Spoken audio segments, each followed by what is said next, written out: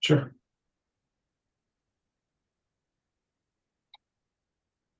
Okay, thanks for joining. I'm going to talk for about a half an hour today about GPC's mortality data set that they provided us, and specifically how we're using it at UNMC.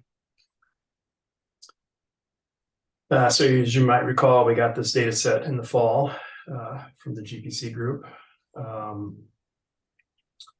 So we're going to focus on about three things today: how we're using the data to enhance our death table. We're going to talk about the integration process, how we load it, and just in general about any benefits and shortcomings we found with the data set. So at UNMC, our focus with this data was really on quality over quantity. You can find a lot of matches that are matches, but maybe not valid matches when you're trying to match on this tokenized data. We wanted to make sure that when we found a match that we were highly certain that a person was dead, so we don't really have false positives out there. Okay, so that's our topic for today. I'll reference various facts as we go through this, and I've taken those facts from the mortality data set document here. And then I look at the token definitions from one of the Datavant documents they provided that define their tokens. Okay, so those are listed. If at any time someone has a question or anything, you can welcome to interrupt or put something in chat and to a dialogue. It's fine. So if you haven't really looked over the data set yet, here's kind of some of the initial observations. The data set that we downloaded from AWS has 304 files, and they range in size from 25 gigabytes to 6 megabytes. It's kind of interesting that they're not more uniform in size. We couldn't work very well with this large 125 gigabyte file, so we split it, and here's some documentation on how you can uniformly split a giant file into smaller files. The file names are conveniently named. They all start with like a WA and then their year, month, day for their names.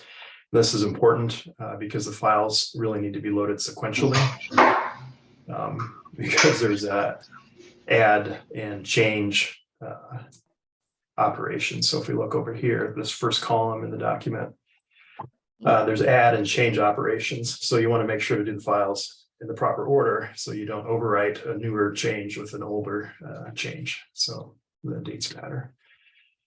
Again, here's a sample of the file. You can kind of see the columns here: operation, year of birth, date of death, verification, gender, and we'll go through these. And then the sample data. It's a pipe delimited file with the hash tokens in it. Some other facts about these files. Notice that the dates span about 120 years of death dates from 1899 through 2022. Important to note that certain tokens are invalid in the file and need to be excluded from comparisons. So some files start with, tokens will start with XXX. You want to make sure not to match on those. So if you just by default do some SQL matching, things are going to match, and you're going to be matching on those XXX fields. So you want to make sure you're not doing that, depending on how you do your match logic. Another fact that'll come up a little bit in this discussion here is about 10,000 people are born in the US each day. So as we're looking at some kind of probabilities of things, that's just a number to keep in the back of your head. Any questions? Yeah.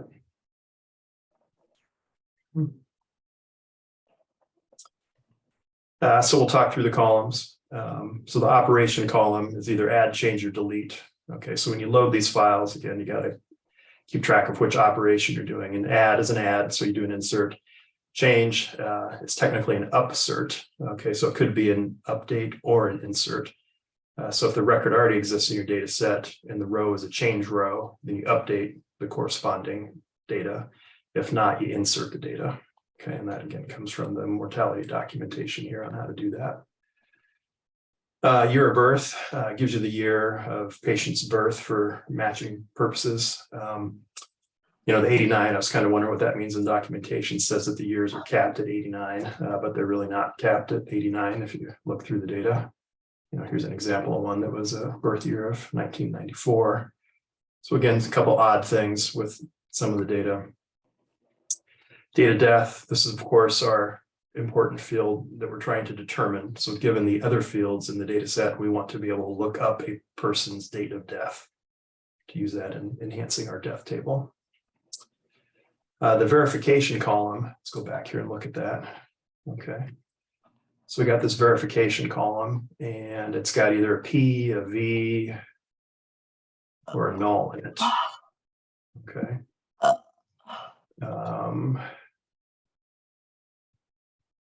So the V, there are various indicators of quality of the source of the data. Okay, so V indicates verified by a family member, P indicates from a death certificate, and it says here N, but there's no N's in the document, there's nulls. Instead of N's are less reliable sources of information.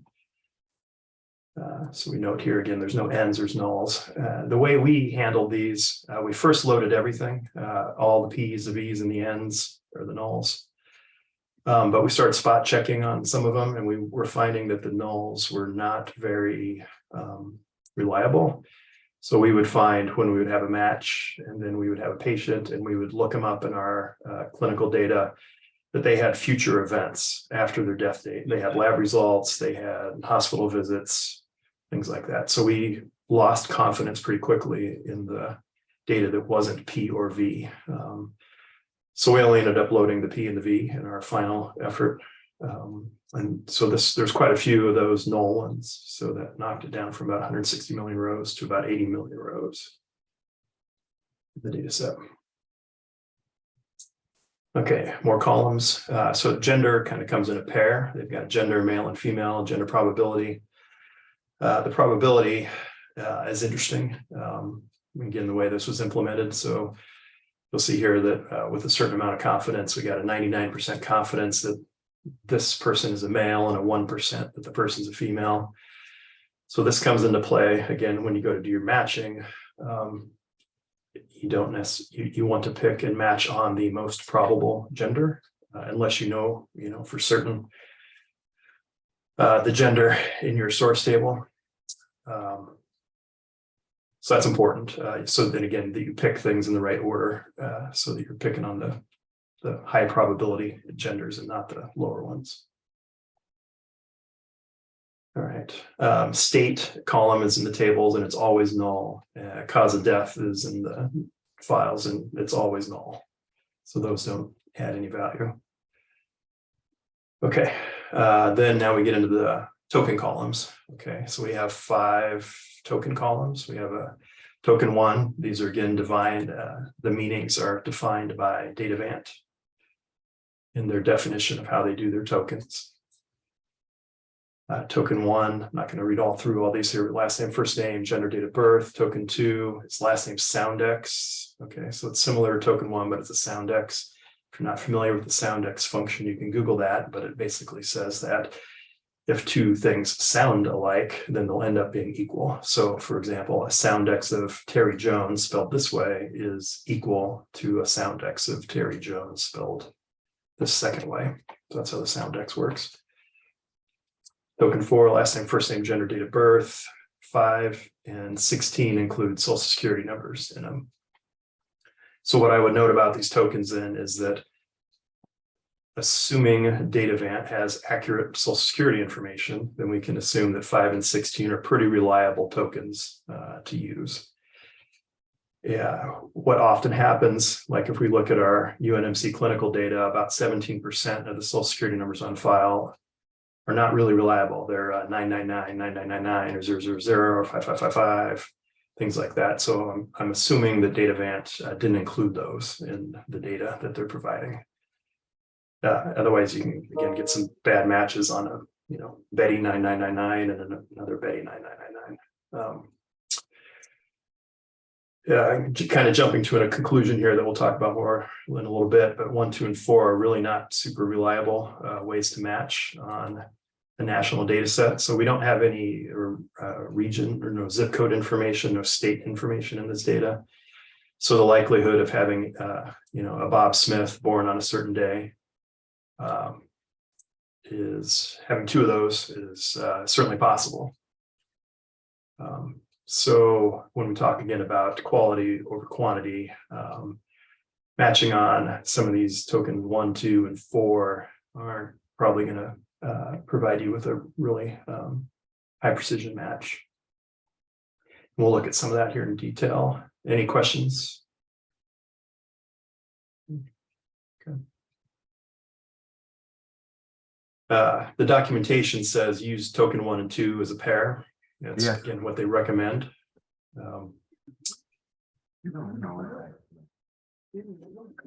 here's the definitions again of 1 and 2 repeated. There's many instances in the data set where these provide duplications. And if you can hit mute, whoever's talking there in the background, that would be fantastic. Yeah, who's got that going? Dr. Campbell, if you can hit mute, maybe that would be great. Okay, so token 1 and 2. So this repeats 7 times, this combination. So if you're going to say, I have a token 1 and 2 that matches mortality data sets, token 1 and 2, well, you can possibly have 7 different death dates to pick from. So which one do you pick? Maybe you pick the one that's a P. What to do. Ultimately, again, decided we're not going to use these because they don't match uniquely enough for our purposes. Possibly, I mentioned here that if there was only one instance in the table of a token 1 and 2 and it wasn't repeated across a bunch of birth dates, maybe then that would be useful. But again, you got a question. And again, token 1 is only the first letter of the first name. So how many B. Smiths born on a certain day are there nationwide? Well, probably quite a few.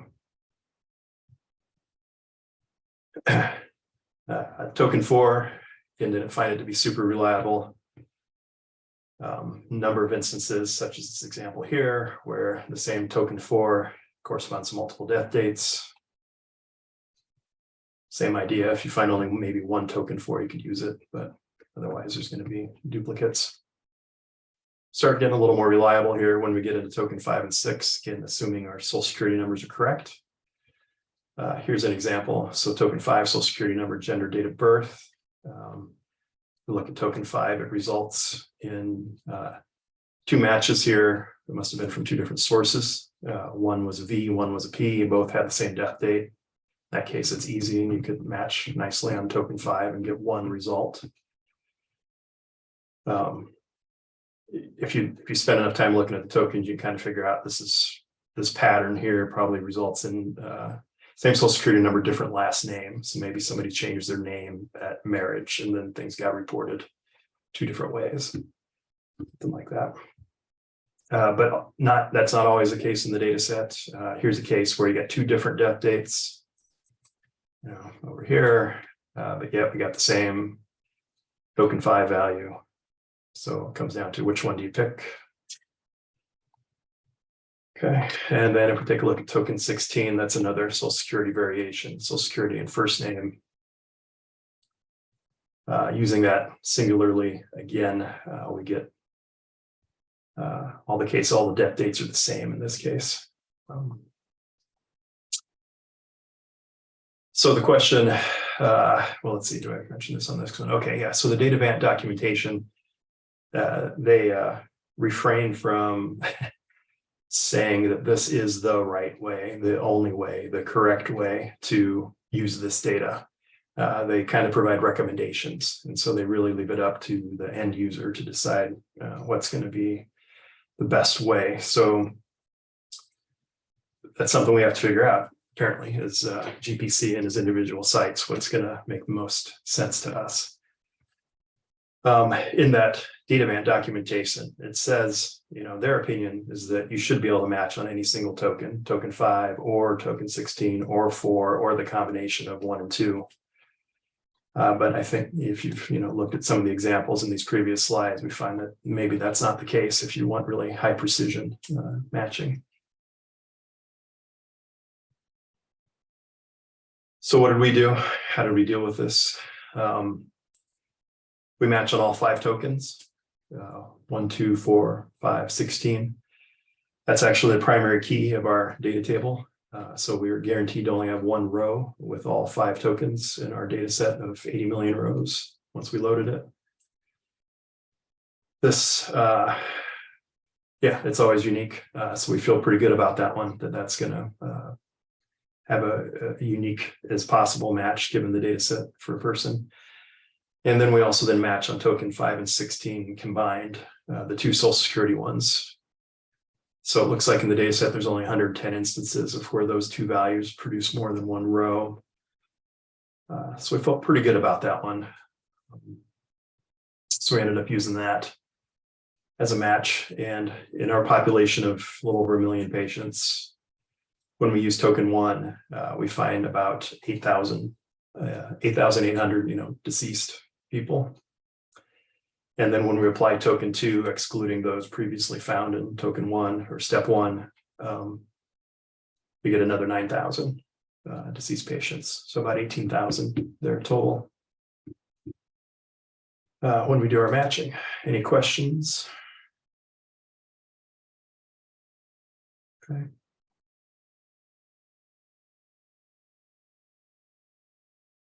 So the mortality data provided by GPC here is only part of our death table population. So kind of want to summarize what we do as a whole. So the first step that we do is we take, and we're an Epic clinical data system. Okay, so there's a patient encounter hospital table, and it has a discharge status column. And when that's 20, that's defined to be expired. Okay, so we know a person then is discharged as expired. So we'll consider that person deceased. So we check that first. Secondly, in our primary patient table, in Epic Clarity, there's a death date. And if that's not null, then we'll say that the person's deceased.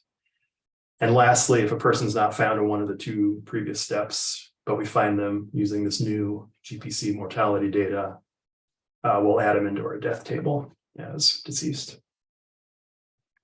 Okay. So that's a bit of a summary then of what we've discovered using the data and kind of how we're doing our matching. So we'll talk briefly now about how do we load this data. Okay, so what did we do? So again, important to process them sequentially. Okay, and we load them all into a table in a database that we're calling mortality data. You can call it anything you want. We wrote a Python process to do this. Again, the files are large. It's about 160 gigabytes of files. And then once you run them through Datavant, you get another 160 gigabyte of tokenized files for your specific site. So we put them on a file share on our SQL server because we got a lot of space there. We have a Python program that runs runs on a PC. Oops, did it again. It runs on a PC. And we do it file by file. I know Datavant, I think Alex brought it up, that Datavant, you can say, tokenize all the files, just give it a batch mode and we'll run through and do them. But we wanted to really emphasize on the sequentialness of doing this, make sure we're doing everything correctly. So we take a file from the SQL server, we copy it to the PC. The Python program runs Datavant for us, gets the token file, we take that token file, we then copy it back to SQL Server, and then we take advantage of the SQL Server bulk load functionality. So we're not doing a row by row of all these 80 million rows. So it bulk loads the file back into a temp table. Then we have the temp table and of course our main mortality data table, and we merge those 2. So that's where you got to take into account the add, the change, and the delete. So if a row is deleted in the temp table, but it exists in the mortality data table, we'll delete it from the mortality data table. If it's changed, we'll update it, that process, okay? Once this completes for all 304 files sequentially,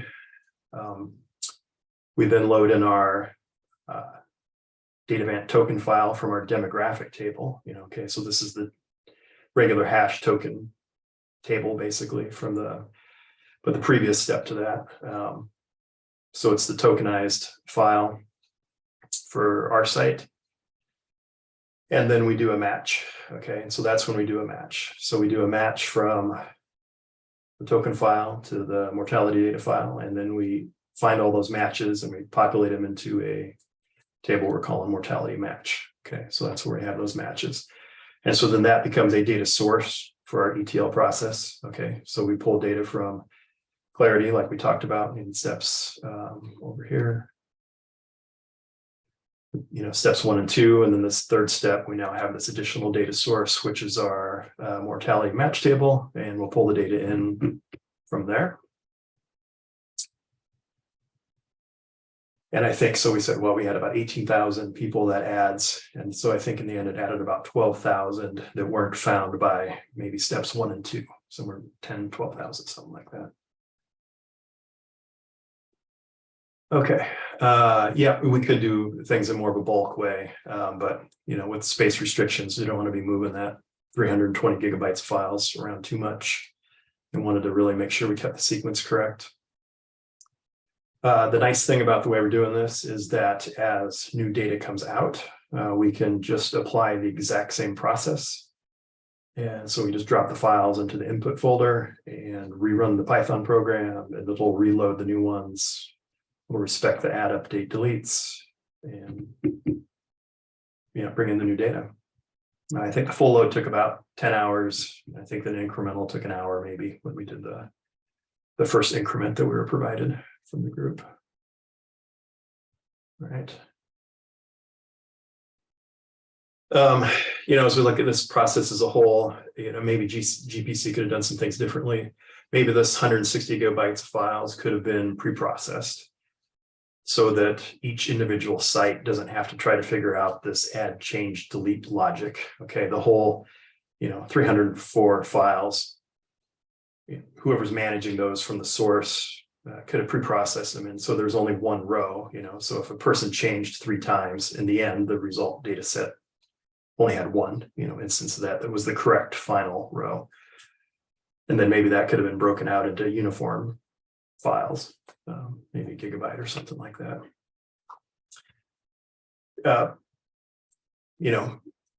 Maybe being more opinionated about the correct data. Again, Datavant's pretty loose with their recommendations about what's the right way and what's the good data, and somewhat uncomfortable on my perspective from the P and the V and the null, and what's right. I don't necessarily want to be the judge of that. I wish again, somebody more upstream was dealing with that. So things that possibly could have been eliminated is just any of those verifications equal to N or null. Just get rid of those. A lot of rows have a gender probability of 0%. Okay, well, if you're saying it's 0% chance that it's a male, then don't even include the row in the data. I think it would have also been helpful if one of the tokens was a location-based token. If we look at that token 26 from Datavant, that includes a zip code, zip 5. I think that would have helped. Again, it's hard to say unique when you're looking at all of the US over a 120-year period. So just some thoughts that maybe could be done differently. And that's it. Any questions then about all that? There's a chat. I will stop the recording and open up for Q&A. Thank you.